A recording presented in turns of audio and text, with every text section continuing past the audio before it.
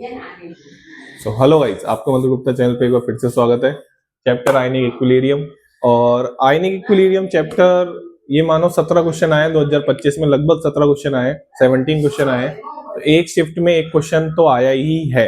तो इसका मतलब ये है कि ये चैप्टर बहुत इंपॉर्टेंट है ऑब्वियसली फिजिकल केमिस्ट्री का।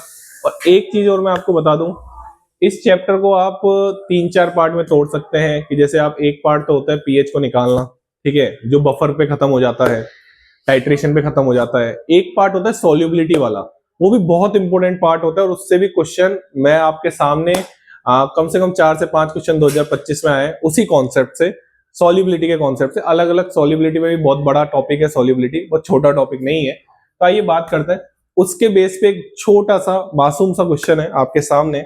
ये क्वेश्चन है केएसपी सॉल्युबिलिटी प्रोडक्ट, ठीक है, कांस्टेंट हम इसकी बात करते हैं। ये आपको दे रखा है, ये 1.6 × 10⁻30। What is the molar solubility of this salt in water. Simple सा क्वेश्चन पूछा गया है, वाटर में पूछा गया है, कुछ नहीं बोलता तो भी हम वाटर में मान के सोल्व करते हैं। इसको आप कैसे लिख सकते हैं, बहुत आराम से आपको लिख सकते हैं इसको। ये सॉलिड, इसमें इक्विलिब्रियम हो जाता है किसके बीच, इनके आयंस के बीच में। आराम से लिखना सीख लो भाई।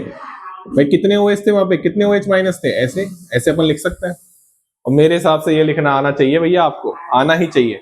अब आपको इसकी सॉल्युबिलिटी निकालनी है ना भाई। Molar solubility of this salt पूछा है ना क्वेश्चन ने, तो molar solubility of this salt in water की बात करिए इस क्वेश्चन ने। ये बात समझ में आ रही है, ठीक है। तो आप इसको कैसे कर सकते हैं, आप इस चीज को, इस क्वेश्चन को इस तरीके से कर सकते हैं। ध्यान से सुन लेना कैसे कर सकते हो। यहां पे इसकी सॉल्युबिलिटी हमने मान ली S, इसको, ये इसकी सॉल्युबिलिटी कितनी हो जाती है S, और इसकी सॉल्युबिलिटी कितनी हो जाती है 3S। ऐसे करते हैं, ऐसे सिखाया गया होगा आपको हर जहां पे भी आप पढ़ रहे हो, ठीक है। अब KSP कैसे लिखते हैं, जैसे आपको याद है कि हम केमिकल इक्विलिब्रियम से हमने लिखना चालू किया था, KC, KP, KPC, और यहां पे हम लिख रहे हैं K। अरे मैं अगर आपको लिखना दिखाऊं, आपने KC लिखा था, KP लिखा था, KCP लिखा था, या KPC लिख दो, जिसमें कंसंट्रेशन और प्रेशर दोनों यूज में आ जाते हैं। फिर आपने K लिखा था, फिर आपने KB लिखा था, ठीक है, और आज आप क्या लिख रहे हैं, KSP लिख रहे हैं। इन सबको लिखने का तरीका सेम होता है। जी हाँ, इन सबको लिखने का तरीका सेम होता है।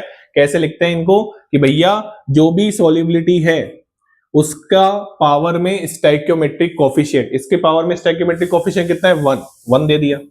इसकी सॉल्युबिलिटी कितनी है, 3S, इसकी पावर कितनी जाएगी, 3S का क्यूब। कितनी जाएगी, 3S का क्यूब जाएगी।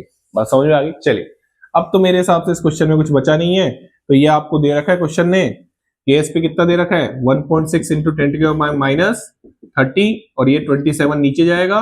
और अब से पूछा था सॉल्युबिलिटी, तो ये पावर में कितना जाएगा, 1/4।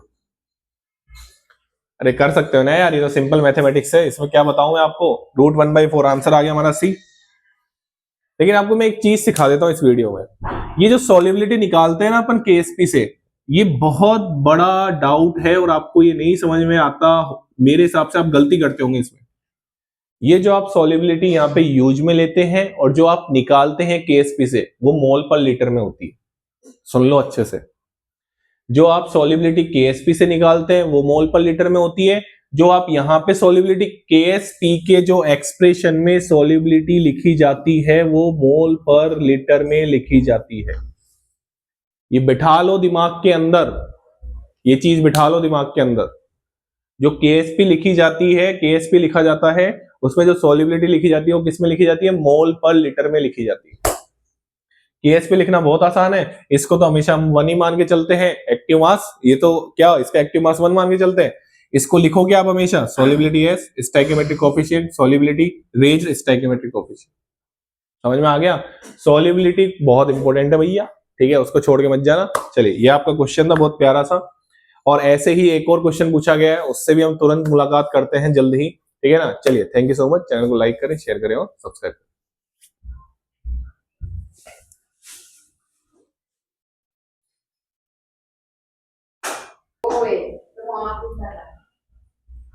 हाँ जी, इसमें मेरे को लग रहा था क्वेश्चन पढ़ते टाइम, ठीक है, ये सॉल्ट कहां से आ गया, इसमें सॉल्ट नहीं आएगा यहाँ पे, है ना। इस क्वेश्चन में थोड़ा सही कर लेना, ऑफ दिस कंपाउंड आएगा। मैं यही सोच रहा था क्वेश्चन करते टाइम कि भैया ये सॉल्ट तो बन ही नहीं रहा इसमें, ऑफ दिस कंपाउंड है ना। ऑफ दिस कंपाउंड, इसको सही कर लेना भाई। The molar solubility of this compound, question में कोई सॉल्यूशन में कोई चेंज नहीं है, ठीक है, वो तो सॉल्ट नहीं है ऑब्वियसली, मेरे को लग रहा था ये सॉल्ट थोड़ी है, बात समझ में आ रही है, तो इसको इसमें थोड़ा करेक्शन कर लेना, the molar solubility of this compound, ठीक है ना। चलिए thank you so much, channel को लाइक करें, शेयर करें और सब्सक्राइब करें।